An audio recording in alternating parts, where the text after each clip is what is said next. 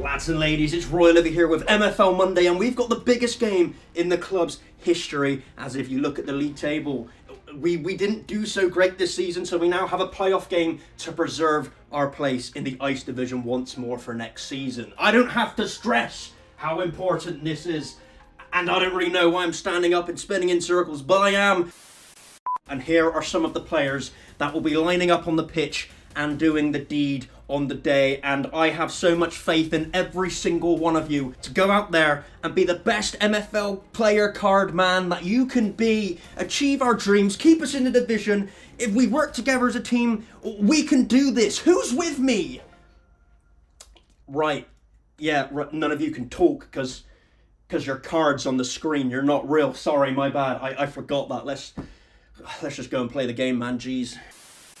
So here we go, the first day of the rest of our lives here at Royal Livy Rovers. We are playing in the yellow and black away from home as we've conceded a corner here and gone 1-0 down in the 3rd minute of the playoffs. So it's a good start. Team talk went down a treat, as you can tell. What a great way to start the playoffs. And it's an interesting start when you look at the overalls of each team. You know, they've got a decent front three with 65, 63 and 69 rating. But you look at my back four.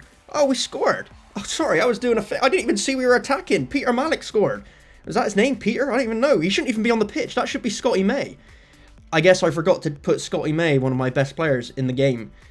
It's a masterclass, though, because Malik, is ingenious by me, has obviously got the goal there. Some great play. As we've got a free kick, the Lord and Saviour, Stephen Hooper, can he wham this in? He can! 2-1. The comeback is complete. No need to stress. No need to worry. They can have their 3rd minute goal. We're going to be fine. Great finish as well. And that's another thing I was going to mention looking at these overalls. Look at my front three. 74, 72. We go a bit worse with the 64 there. But when you compare it to their back line, you know, it's 65s across the board with a 59 in goal in the playoffs. Like, the fact that this team is up there in their league and I'm down there in my league, I think shows the gulf in quality between Ice and Spark.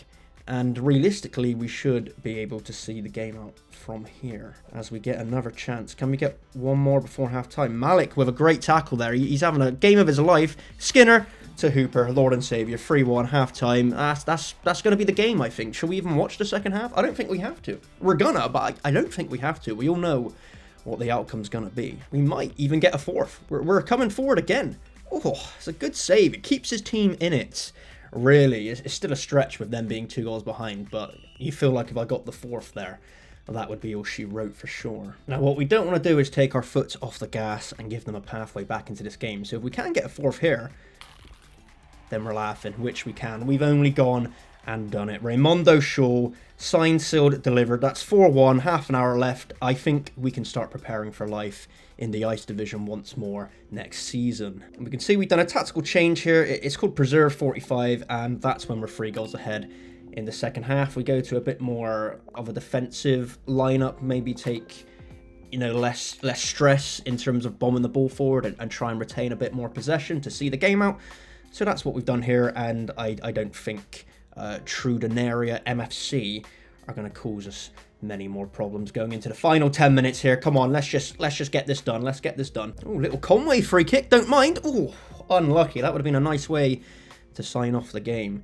But we're going to get another chance here, perhaps. There's a big diag from Cook to Holden, right back to left back there. You love to see it. Conway's in. It's another good save. The keeper, you know, for a 59 rated, has been their bright spark. Maybe the one keeping them in the game. Is that strange to say, considering he's just lost 4-1? I don't know, but I don't actually care about their goalie. We care about Royal Livy Rovers. We've done the win. Fantastic playoffs, all from my genius management. We're going to be in the Ice League again once more. Now, in terms of planning for next season, season 11, it's rollover day as this video comes out. So all of my players will be getting a year older. That's kind of how time works. We can see McGowan, West and Ball have 2 seasons left in them before retirement. So we have to start looking at how we can replace them in the squad when that time comes. And if we jump over to the dev center, we can see we have a bunch of players in here leveling up and progressing, with some of these nice and pleasant individuals set to come out of the dev center this week. Now, in terms of replacing McGowan in centre midfield, we're going to have 2 options direct from development gel here, that being Duncan Dyer and Douglas Powell. Now, if we look at the former's progression, we can see Dyer, over his 4-year stint in the dev center, has only progressed by 2 or 3 overall. So not very impressive, especially when you consider he's at an older age of 25.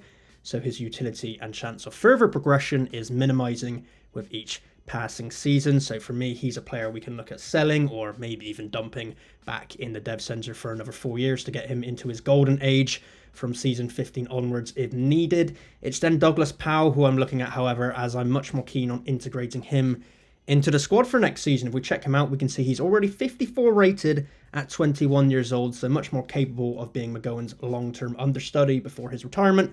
And he's had a much more impressive stint in the dev center, going from 45 overall up to that 54. So clearly a much more tenacious player who has the mindset to join up with the team. Now, in terms of a striker to replace our backup option of Brendan Ball in the squad when he retires, we're perfectly set up with Gregory Cartwright set to come out at the start of season 12.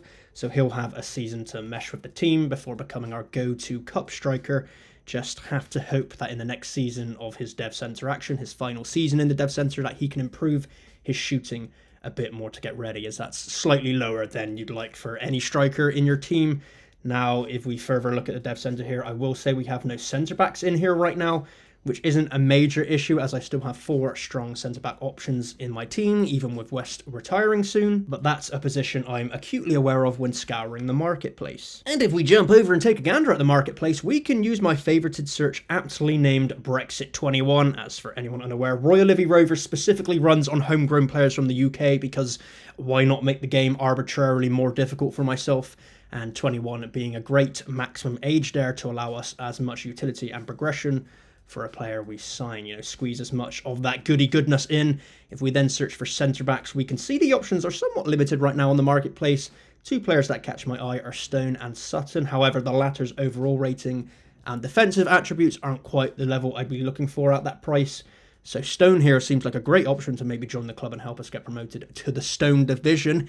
Let's see what I did there. It was a play on words, Stone and... Okay, never mind. So yeah, let's put in a cheeky offer of $6.50 and see if we can add him to the club before the season kicks off. And speaking of before the season kicks off, if we check out the interactive calendar as of the time of this video, we can see there are still 10 days before the season kicks off, so you still have time yourself to think about buying a club, getting a squad ready, and competing for MFL glory. And if you do sign up, I'd appreciate if you use my affiliate link in the description down below so we can both get some free stuff when you spend $25 on a pack. Everyone loves free stuff.